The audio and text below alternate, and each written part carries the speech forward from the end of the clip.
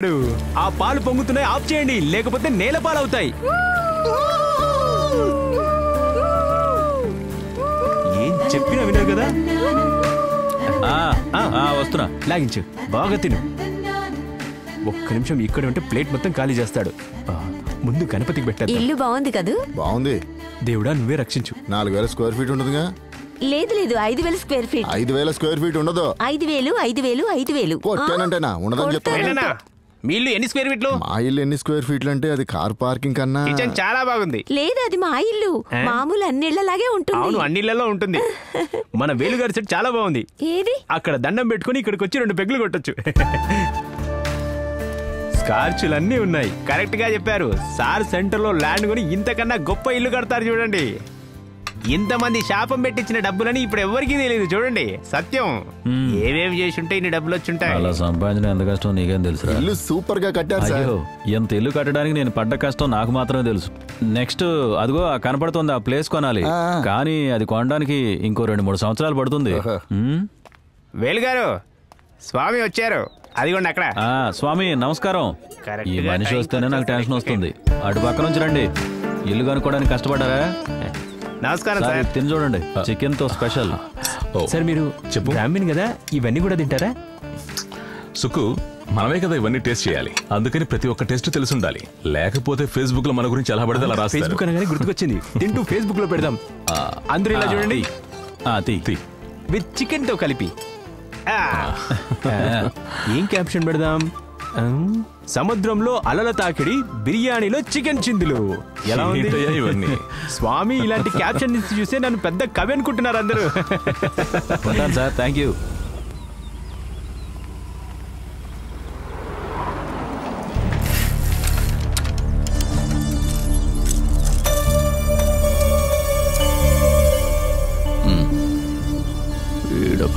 సరే, సైకిల్ పక్క పెట్టు. కాసేపు ఆగవయ్యా, తీస్తాను.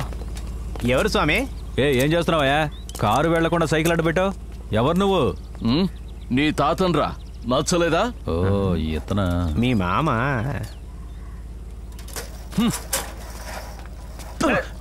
ఎంత భయంకరంగా అది చూస్తేనే తెలుస్తుంది. ఆయన వేలుగారి మామ.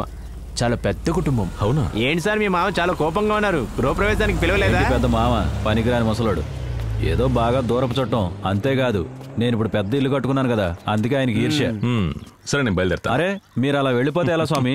రండి, 2 పెగ్గులు వేద్దాం. ఆయన ఇంకా మాట్లాడుకుందాం. నాకు ఆయన చాలా ఇష్టం. ఎందుకు? ఎక్కడ కనబడ్డా సరే బూతులు తిడతారు. అవంటే నాకు చాలా ఇష్టం. మా సార్కి ఇలాంటి మామ ఉంటే ఎంత బాగుండేది.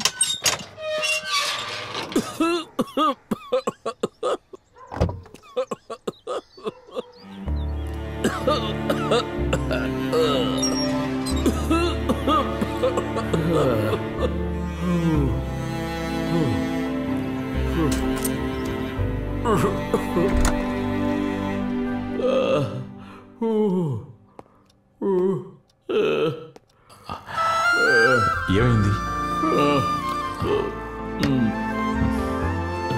తాగండి మెల్లగా. ఏమైంది సార్? ఏమైనా తిన్నారా లేదా?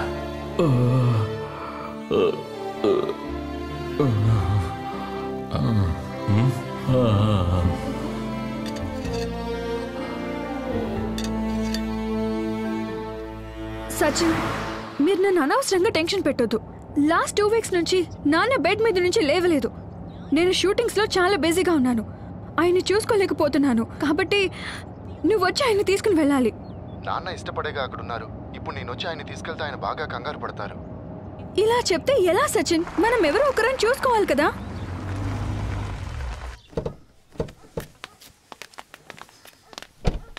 చివరి ఎపిసోడ్ చాలా బాగుంది కదా. అవునవును. ఈయన ఎక్కడికి వెళ్ళాడు? ఆ లాస్ట్ సీన్ బాగుంది కదా. నానా, నానా, నానా, నాన్న కనపట్లేదు. ఏంటి? నాన్న కనిపించట్లేదా? నానా, ఒకసారి బయట చూడండి. మెల్లగా మెల్లగా మెల్లగా రండి సార్. వదలండి, చేయి వదలండి. నాన్న నడవలేకపోతున్నారని చెప్పావు. ఇంతకాలం పడుకునే ఉన్నారు. అంతే అంతే. జాగ్రత్త జాగ్రత్త.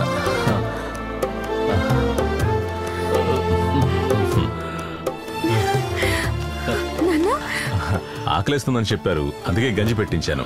దాంతో పాటు పచ్చిమిర్చి నూనెలో వేయించిచ్చాను. Sir happy.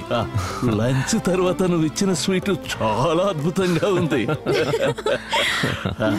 ఉంటానయ్యా. అలాగే అలాగే. హలో, ఒక్క నిమిషం అండి. ఈ వయసులో మన ఆశలు ఆయన పైన చూపించొద్దు. ఆయన ఆశలు చాలా చిన్నవండి, అవి ఫుల్ఫిల్ చేయండి. పాపం చాలా హ్యాపీగా ఫీల్ అవుతారు. శుచి అయిన రుచికరమైన ఆహారమే మనకి మంచి మందు. ఉంటానండి.